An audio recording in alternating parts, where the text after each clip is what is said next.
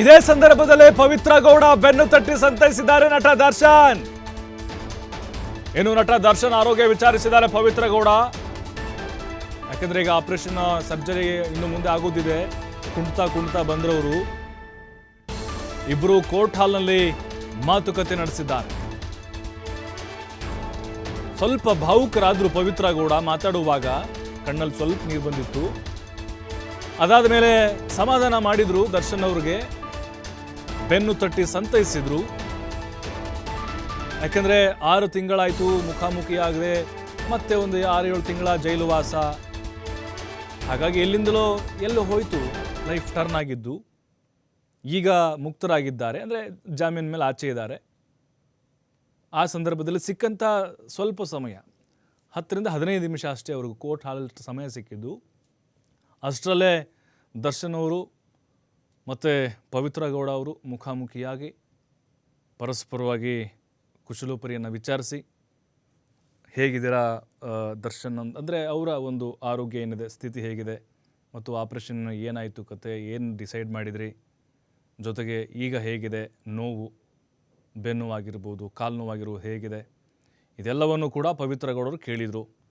ಇನ್ನು ದರ್ಶನ್ ಅವರು ಕೂಡ ಅಷ್ಟೇ, ಹೇಗಿದೆ ಫ್ಯಾಮಿಲಿ ಎಲ್ಲ ಹೇಗಿದ್ದಾರೆ, ಹೇಗೆ ನಡೀತಾ ಇದೆ ಜೀವನ, ಅದರ ಜೊತೆಗೆ ಸಹಜವಾದಂಥ ಮಾತುಕತೆಗಳು ಇಬ್ಬರ ಮಧ್ಯೆ ನಡೆದಿದೆ ಅಂತ ಹೇಳಲಾಗ್ತಾ ಇದೆ. ಏನೋ ಈ ಟೈಮ್ನಲ್ಲಿ ಪವಿತ್ರ ಗೌಡ ಅವ್ರಿಗೆ ಈ ಹಿಂದಿಂದೆಲ್ಲ ರೀಕಾಲ್ ಮಾಡಿಕೊಂಡು ಡೇ 1 ಏನೇನಾಯಿತು, ಇದೇ ಸೆಷನ್ಸ್ ಕೋರ್ಟ್ನಲ್ಲಿ ಈ ಹಿಂದೆ ವಿಚಾರಣೆಗೆ ಹಾಜರಾಗಿದ್ದು, ಅದಾದ ಮೇಲೆ ಪರಪ್ಪನ ಅಗ್ರಹಾರ ಜೈಲಿಗೆ ಹೋಗಿದ್ದು, ಅಲ್ಲಿ ಅನುಭವಿಸಿದಂತಹ ಕಷ್ಟಗಳು ಅವೆಲ್ಲ ಸಡನ್ನಾಗಿ ಕಣ್ಮುಂದೆ ಬಂದ್ಬಿಡ್ತು ಅವ್ರಿಗೆ.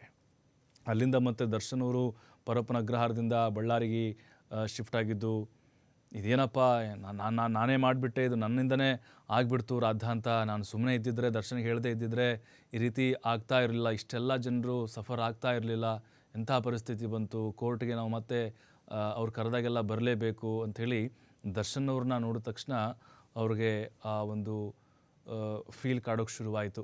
ಹಾಗಾಗಿನೇ ಕಣ್ಣಲ್ಲಿ ನೀರು ಕೂಡ ತುಂಬಿಕೊಂಡಿತ್ತಂತೆ ಪವಿತ್ರ ಗೌಡ ಅವ್ರಿಗೆ. ಈ ಸಂದರ್ಭದಲ್ಲಿ ದರ್ಶನ್ ಅವ್ರಿಗೆ ಆಗೋದಾಗ್ಬಿಟ್ಟಿದೆ, ತಲೆ ಕೆಡಿಸ್ಕೊಳ್ಳೋಕೆ ಹೋಗಬೇಡ, ಈಗ ಏನು ಕಾನೂನಾತ್ಮಕವಾಗಿ ಪ್ರಕ್ರಿಯೆಗಳು ನಡಿಬೇಕು ಅದೆಲ್ಲ ಮುಗಿಸ್ಕೊಂಡು ಏನು ಕಂಡೀಷನ್ಸ್ ಇದೆಯೋ ಅದನ್ನ ಫಾಲೋ ಮಾಡಿಕೊಂಡು ಹೋದ್ರಾಯಿತು ಅಂಥೇಳಿ ಸಮಾಧಾನ ಮಾಡಿದ್ರಂತೆ ದರ್ಶನ್ ಅವರು. ಯಾಕಂದರೆ ಈಗ ತಮ್ಮ ತಪ್ಪಿನ ಅರಿವು, ಆ ಪ್ರಾಯಶ್ಚಿತ ಏನಿದೆ ಅದೆಲ್ಲವೂ ಕೂಡ ಕಣ್ಮುಂದೆ ಬಂದು ಹೋಗ್ತಾ ಇದೆ ಎಲ್ಲ ಆರೋಪಿಗಳು, ಅದರಲ್ಲೂ ದರ್ಶನ್ ಮತ್ತು ಪವಿತ್ರ ಗೌಡರಿಗೆ. ಇವತ್ತು ವಿಚಾರಣೆಗೆ ಹಾಜರಾದಂತಹ ಸಂದರ್ಭದಲ್ಲಿ ಎಲ್ಲ ಬೆಳವಣಿಗೆಗಳು ನಡೆದಿದ್ದಾವೆ.